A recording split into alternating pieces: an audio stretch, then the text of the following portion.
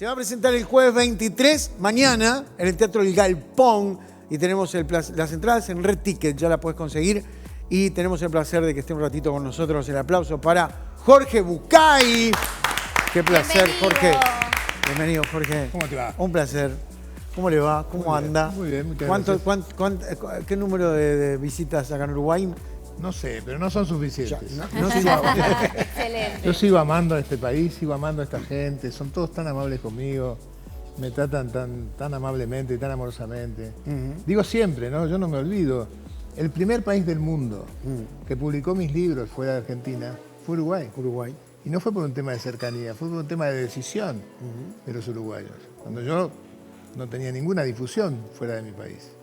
Y eso no se olvida, la verdad no se olvida. Y la recepción de la gente, que siempre es tan amorosa. Yo tengo profunda admiración y profundo amor por todos ustedes. Así que Nada más ni nada menos que en el teatro, en el Galpón. Que Me encanta. Es una locura ese teatro. Me encanta, me Por encanta. favor, es mañana. Pero hay un tema puntual, ¿no? El título de esta presentación apunta a la vejez. sí, la vejez y la calidad de vida, Ajá. digamos, que son las dos cosas de las cuales hablo. Que ¿no? muchas veces no depende de uno. La No, calidad de vida de... Que muchas veces no depende de uno, pero las veces que depende de uno, uno tampoco se ocupa suficientemente. Yo creo que uno tiene que hacer todo lo que puede para vivir mejor. ¿Sale o no sale? A veces sí, a veces no. También hay un factor aleatorio que no depende de nosotros, digamos. Pero cuando depende de nosotros, deberíamos ocuparnos de que salga bien, ¿no? Ahora, pero en esto yo no quiero debatir porque no soy experto en nada, pero utilizando un poco el sentido común, A ver. le pregunto, por ejemplo, muchas veces vivimos sin poder pensar en el futuro. ¿Por qué? Porque, bueno, estamos en países quizás donde no nos sobre No, nada. está muy bien. Ahora te pregunto, si siempre la urgencia posterga lo importante, estamos muy mal puestos. Está bien, pero tampoco vamos a estar viviendo toda la vida solo pensando en lo que nos va a pasar cuando seamos grandes. No, seguro que no. A Lo ver. que quiero decir es que para que nos pase lo que desearíamos que nos pase, tenemos que ocuparnos. Bien. No es un tema que viene así nomás. ¿Está bien? En un tronco que viaja en una corriente, camino a una catarata, hay 5 ranitas ahí, flotando en el tronco. El destino es fatal si llegan a la catarata. Al pasar cerca de la orilla, 3 de las ranitas deciden saltar. La pregunta es, ¿cuántos cadáveres se encuentran al final del cuento debajo de la cascada? Parece que 2, ¿no es 2. cierto? Y sin embargo, no. Se encuentran 5. ¿Sabes por qué? ¿Por qué? Porque decidir saltar no es saltar. Para saltar hay que saltar. No hay solamente que decidir saltar. Cuando vos me decís esto, yo te digo, sí, no tenemos garantía. Pero si no lo hacemos, entonces sí tenemos garantía. Entonces, si uno toma la decisión, y además actúa la decisión, de cuidarse, de cuidar a los demás, de emprender el camino de vivir mejor y de emprender también el camino de vivir más. Voy a hablar mañana de las zonas azules.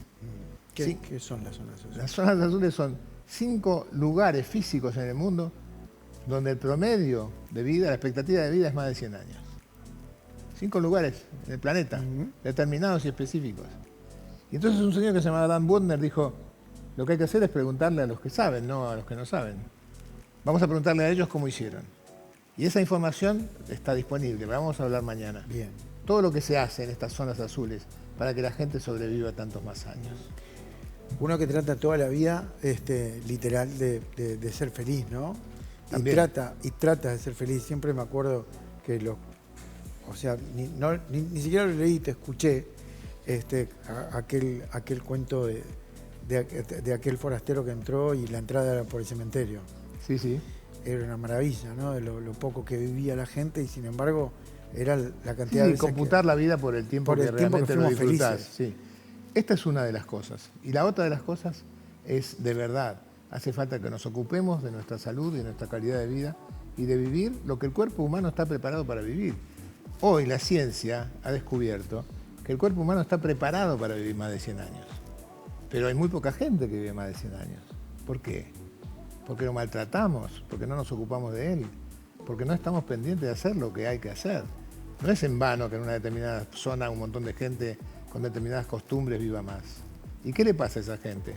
Come mejor, se mueve, hace ejercicio, se relaciona socialmente, tiene vínculos intensos, cultiva la tierra, come vegetales. Hay cosas que son pautadas, que uno puede determinar y puede imitar de alguna manera. Y no es un tema menor, digamos. Es decir, la verdad es que, como digo siempre, vivir vale la pena. Pero uno no tiene conciencia de lo que quiere decir vale la pena. Vale la pena quiere decir que si hay una pequeña pena para atravesar para determinada cosa, es valiosa la pena. Vale la pena quiere decir, vale cierto dolor, cierta molestia, cierto esfuerzo, cierta dedicación para llegar a ciertos puntos, ¿no? Yo creo que vivir vale la pena. Creo que una vida de 60 años es demasiado poco para el ser humano. Y creo de verdad que tenemos que, de alguna manera, hacer lo que hay que hacer, tomar la decisión y actuar para vivir la cantidad de años que nos corresponde vivir a cada uno. Y para eso hay que tener cuidado con lo que uno come, lo que uno hace, con cómo se comporta, con cómo se conduce, pero sobre todo hay que tener mucho cuidado con los vínculos sociales. El estudio de Harvard, de la Universidad de Harvard, se hizo durante 87 años. Estaba preparado para hacer el estudio más largo del universo por 100 años. Duró 87. Un grupo de científicos decide entrevistar a 2.400 personas todos los años, 2 veces por año, para preguntarle qué había hecho y si era feliz. Para sacar conclusiones de qué es lo que ayudaba a la gente a ser feliz. La conclusión número 1 del estudio Harvard es: la felicidad depende de la cantidad y calidad de las relaciones humanas que establezcas. Calidad y cantidad de relaciones humanas que establezcas. Qué difícil. Bueno, pero qué importante darse cuenta de esto. No, importante es. Es decir, no es un tema menor. Depende de eso. Cuidar tus relaciones personales. Empezá por ahí. Un amigo que es alpinista que me dice que hay algunas cuestas en el mundo que no se pueden escalar solos. No las puedes escalar solo. Porque en realidad, como tienen pendiente inclinada, la manera de escalarlo es uno sube, hace un anclaje, el otro se monta sobre el anclaje, lo pasa, pero de a dos se puede, uno solo no. Hay algunas cosas que no se pueden hacer solas. Cuando hablas de la cantidad y la calidad de las relaciones humanas que se establezcan, Sí. ¿qué pasa con el nuevo paradigma de las redes sociales? Porque a la vez la gente está como más sola, pero más conectada con número de gente. ¿Esto cómo se vincula con esta descripción? Justamente. ¿Ahí pierde calidad en este caso? Justamente, a todo lo veces la cantidad de gente conspira Ajá. contra la calidad, es verdad. Pero de todas maneras, lo que ha hecho Internet, las redes y los medios por la comunicación entre la gente es incomparable, es maravilloso. A mí no me Es gusta la positivo. comunicación por las redes, digamos. No es el lugar donde yo buscaría la mujer que me acompañe el resto de mi vida. Pero que esté ahí es importante. La cantidad, ya no es más la historia del encuentro por una cita circunstancial. Miles y miles y miles de personas en el mundo que hoy son una pareja, han hecho una familia, tienen hijos, se han conocido por las redes. Es verdad. Entonces, no podemos desmerecer esto, no podemos ser soberbios y decir, no, eso no es para mí. Como en todas las cosas, hay de todo, hay de todo. Está la persona que busca realmente una compañía, está la persona que quiere encontrarse con alguien, pero sobre todo está la posibilidad de comunicarse. Me parece a mí que esto está muy bien. Se decía cuando empezó a existir la red, había una frase que a mí me encantaba que decía que los medios sociales acercaban a los que estaban lejos y alejaban a los que estaban cerca, ¿no? Y era cierto en ese momento, se acabó. Todo el mundo tiene internet hoy, todo el mundo tiene una red, todo el mundo se comunica, todo el mundo usa el mail, todo el mundo tiene mensajes que van y que vienen, digo. Es parte de nuestra vida cotidiana y hay que aprender a lidiar con eso y a aprovecharte de eso. No solo porque es útil, sino porque si no es una batalla perdida. Es una batalla perdida combatir contra las redes, no sirve de nada hacer eso. Qué buena frase. Totalmente. Nunca la había Es escuchado. tal cual, Acercaban. Ah, no sabía, se hizo muy famoso es en un brutal. momento. Sí, lamento mucho que no se me haya ocurrido a mí. Pero es tremenda. Jorge. Es literal. Es literal. Es literal. Es literal. El tipo que tiene la novia en Siberia, porque estaba buscando pareja y no se entera que la chica que vive en el edificio de al lado está muerta por él. Y no se enteró nunca. Jorge, las zonas azules, estudiándolas un poquito, es un tema muy interesante que he abordado también. Mal o bien, tiene puntos en común con nosotros, con el Río de la Plata. Acá la tierra siempre fue parte de la vida de ambos pueblos, del Río de la Plata, digo. No quiero irme demasiado más porque somos de acá, ¿no? Lo que se come dentro de todo, capaz que los ultraprocesados los dejamos de lado ahora, pero históricamente, y las relaciones humanas. que acá, a partir de tanos y gallegos, tenemos buenas relaciones mayormente. ¿Y por qué estamos tan lejos de vivir como se viven en las zonas azules? Primero, yo creo que hay cosas que no hacemos. Por ejemplo, no vivimos comunitariamente. Pero vivíamos.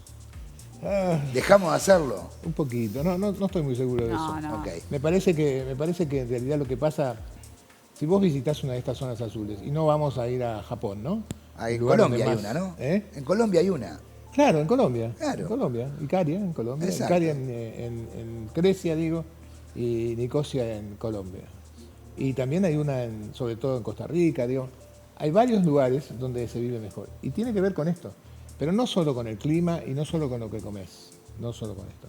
Tiene que ver con el entorno comunitario, donde se vive en comunidad, digamos. Nosotros hemos tenido varias causas que nos han alejado del vecino, que nos han cerrado la puerta, ¿no? Tiene mucho que ver también con cierta presión, digamos así. Estos pueblos han hecho algo increíble, que es, han terminado con el estrés competitivo, hermano. No compiten. Y no compiten porque nunca se les ocurrió empezar a competir, no es que decidieron no competir más. Esto es maravilloso. Ellos han crecido, nacido y heredado de padres a hijos la idea de que no es o vos o yo, es vos y yo. Claro. Y ellos lo saben y lo practican y lo hacen así. Lo hacen así todo el tiempo, además, todo el tiempo. Y eso me parece a mí que hace la diferencia, ¿no? Nosotros nos hemos enredado en una historia, no quiero hacer política de todo esto, ¿no? Pero nos hemos creído la historia del sueño americano. Nos hemos creído la historia de que para ser triunfador hay que ganar $100 más que el vecino. Nos hemos creído esta historia. Pero no es maldad, es porque así venía programado. Confieso algo que a mí me avergüenza hoy, pero que es la pura verdad. Mi mamá había la persona más buena del mundo que yo conozca. Pero mi mamá venía educada por la generación de mis abuelos. Y en la generación de mis abuelos todo era la lucha por sobrevivir, eran inmigrantes, ¿no?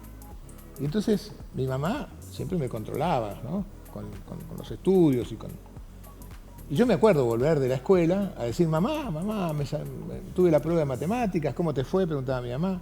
Y yo le decía, bien, la maestra me puso un 8, muy bien. Y yo pensé que con esto alcanzaba para que mi mamá me llevara al cine el domingo y fuéramos a comer una porción de pizza en la pizzería de al lado. Pero no, la pregunta importante venía después. La pregunta importante era, ¿y cuánto sacó Huguito, mi vecino de banco? Todo dependía de la nota de Huguito, no de la mía. Si Huguito había sacado un 9, mi nota era pobre. Pero si Huguito había sacado un 7 y yo tenía un 9, entonces mi nota era bárbara y había cine. ¿Se entiende? Y esto es una educación grave, Competitiva. basada en un concepto que es la sana competencia, que no existe. No hay sana competencia. Dejemos el deporte de un lado, la competencia siempre es miserable, cruel, siempre lleva a la rivalidad lleva al enfrentamiento y si quieren estirarlo, los enfrentamientos llevan al odio y a la guerra. Finalmente una guerra es una historia de rivalidad. Entonces, ellos han nacido y viven en un lugar donde saben que lo que tienen alcanza para todos y que no tienen que sacarle al vecino. Y que de nada sirve tener una parcela más de tierra, porque no la necesitan. No la necesitan. Y entonces empezaron a vivir de una manera mucho más simple y nunca se complicaron. No es cómo hicieron para llegar ahí, es cómo hicieron para no llegar acá. Sí, La pregunta es esta, la pregunta no es cómo salieron, es cómo hicieron para no entrar. Para directamente nunca entrar. ¿Perdón? Para directamente nunca entrar. Claro, porque en realidad la historia es esta. La historia es nunca entrar. La historia no es enseñar a salir. La historia es que en algún momento, y ojalá fuera rápido, nuestra educación va a dejar de pasar por la competencia. Las escuelas de excelencia tienen carteles que dicen nuestros alumnos son los mejores empleados, los mejores políticos, los mejores no sé qué. Las escuelas dicen las mejores notas las reciben nuestros alumnos. Los cuadros de honor están llenos de nuestros egresados. Y eso es la historia. No dice las mejores personas, no dice las personas más felices, no dice las personas más solidarias. Todo consiste en ver cómo se hace para competir con el otro. Y esto es lo que hay que terminar desde el principio. Quizás haya un pequeño, perdón, pero me acordé, ahora que estabas contando eso, tengo entendido y sé que algunos colegios, por ejemplo, no utilizan más las notas. No, claro, las técnicas Montessori y algunas escuelas de una nueva era de generación no usan las notas, tampoco usan la historia de poner a los chicos en competencias entre sí. Totalmente, sí. Porque se sabe que esto es nefasto, es pernicioso para nosotros. Y es una de las cosas que peor hacemos en el Río de la Plata, para discrepar con el señor, porque lo hacemos en todo sentido. Desde la escuela, desde el deporte, los niños que empiezan a los 5 años a jugar al fútbol están compitiendo. Está muy bien, pero ahora la historia es siempre la misma. ¿Cómo hacemos para cambiar esto? Yo te pregunto, ¿qué estás haciendo vos para cambiar esto? ¿Qué estoy haciendo yo para cambiar esto? No se trata de ver quién lo va a hacer. Es un compromiso de todos. Seguro. Terminemos de una vez con esta historia de enseñarle a los otros a competir para ver quién se lleva un pedazo más de pan. Es interesante hacernos cargo también nosotros de lo que nos corresponde a nosotros. Pero si vivimos así, querida amiga. ¿Qué hice yo cuando mi mamá actuaba de esta manera? Yo, 10 añitos. Querías sacarte más que Huguito. Yo quería sacar más que Huguito porque quería ir al cine el domingo. Claro. Y entonces... ¿Estudiabas más o...? No, mentira, no estudiaba más. Le soplaba mal a Huguito. Bueno, Le cambiaba las preguntas. No, claro, yo tenía 10 años. No, yo aprendí cómo hacer para que Huguito no sacara más nota que yo. más nota que vos. Pero si esto es... Pobre Huguito de lo que se está enterando. Claro, y cuando esto es en la escuela, y es un chiste, cuando tenía 10 años está bien. Pero cuando es en la oficina, No, Claro. no Obvio, está tan bien. eso también No. sucede. Cuando que te serrucha el piso es tu compañero de banco, no está tan bien, ¿no? Entonces esto es lo que hay que aprender esto. Y creo que no es fácil, pero me parece que no hay que cejar en esta idea. Y me parece que una de las maneras es aprender que hay lugares en el mundo donde se vive sin competir, se vive muy bien y se vive más años. Ahora, ¿cómo nos costaría a nosotros? Me estoy imaginando, por ejemplo, una persona, nosotros, cualquiera de nosotros, ir a una de esas zonas azules, duraríamos 15 minutos. ¿Sabes que no? ¿Sabes que no? Yo estuve en Nicosia. Te reciben con un amor, con una apertura. La comunidad se organiza en base a mucha fuerza familiar. Y el grupo familiar es básicamente aceptador. Te acepta, tal como sos. Y si no te alcanza con eso, hay grupos no familiares, que son familias sustitutas, que se reúnen 2 o 3 veces por semana en cada uno de esos lugares, para hacer actividades conjuntas. Pero la aceptación es impecable. Nadie te pregunta por qué no haces así, por qué no haces de esta manera, por qué no podés más esto. Hay una aceptación que ellos han aprendido de haberlo vivido, que es lo que necesitan para seguir viviendo, ¿no? Y entonces siempre la historia es esta, ¿no? Porque bueno, voy a contar mañana. Un señor está en un laberinto. Tiene cientos de puertas el laberinto. Caminos, cuevas, recorridos. Y el tipo no sabe cómo salir de ahí. Entra en una, no es, sale. Entra en otra, sale, no es. Se da cuenta que se va a pasar la vida recorriendo, aunque las marque. De repente en una de las vueltas al hall central se encuentra con otro señor. Le dice, qué suerte que lo encuentro, sabe que estoy perdido y no puedo salir. Qué suerte que lo encuentro, ahora usted me va a poder ayudar a salir de acá. Y él le dice, mire, la voy a ayudar muy poco porque yo también estoy perdido. Entonces este le dice, bueno, pero podemos hacer algo. ¿Usted tiene marcadas las que recorrió y no son? Sí, yo también. Ahora ya tenemos más. Entre los dos podemos encontrar la que es. Pero hace falta hacerlo entre los dos. Pero si competimos a ver quién encuentra la puerta primero, estamos perdidos.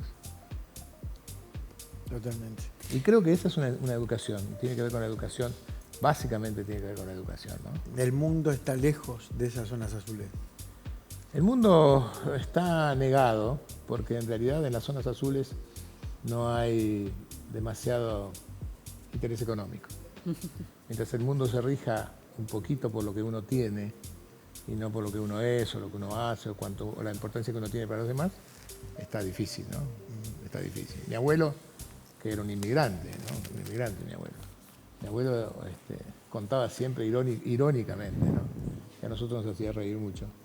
Decía que llegó una vez un viajero, un buscador a una caverna y entró y encontró un cofre y el cofre se abrió para él y una voz le dijo, viajero, tienes aquí frente a ti 3 anillos. El anillo amarillo te dará toda la fortuna y la riqueza que se te ocurra. El anillo azul te dará toda la sabiduría que puedas pretender y no habrá ningún pensamiento equivocado nunca en tu mente. El anillo rojo te dará la belleza y el amor de todos los que quieras. Tú puedes elegir uno, Pero una vez que elijas ese, los demás se van a disolver para siempre. Elige. Y el viajero pensó, no tengo ninguna duda, yo quiero la sabiduría. Lo más importante de todo, quiero la sabiduría.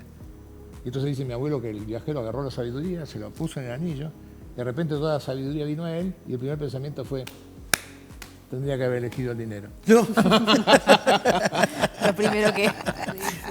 es buenísimo. Es muy bueno. Volviendo un segundo a los vínculos de calidad, ¿cómo podemos identificar un vínculo de calidad? ¿Qué es lo que nos da ese vínculo que nos hace entender que es de calidad? Está muy bien eso, ¿eh? Es una muy linda pregunta. ¿Te respeta? ¿No te exige? ¿Le importa tu bienestar? ¿No te pide que seas diferente de lo que sos? Y te hace una mujer persona, saca lo mejor de vos. Eso es un vínculo de calidad. ¿Entendés?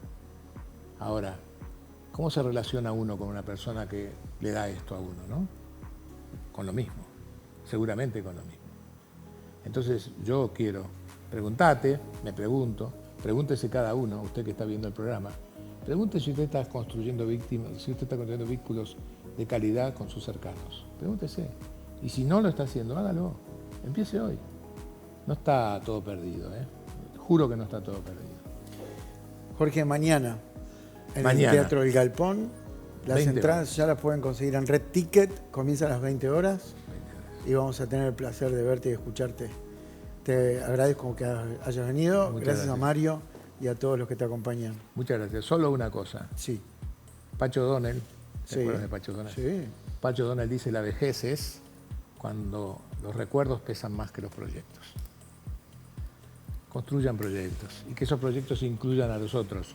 Y sobre todo, no sean ranitas que viajan en un tronco. Perfecto. Además de decidir, hay que hacer. Gracias. Gracias, Jorge. A vos, querido, gracias. Un aplauso para Jorge Bucay, el placer de charlar, escucharlo a este maestro. Señor.